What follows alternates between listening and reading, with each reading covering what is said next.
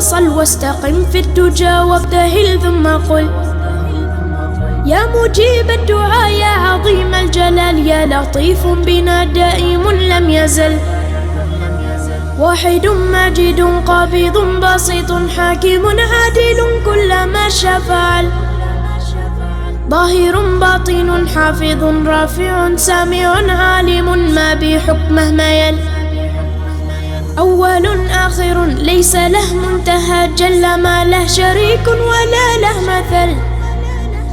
بعد لطفك بنا يلا افعل بنا كل ما أنت له يا إلهي يا هل.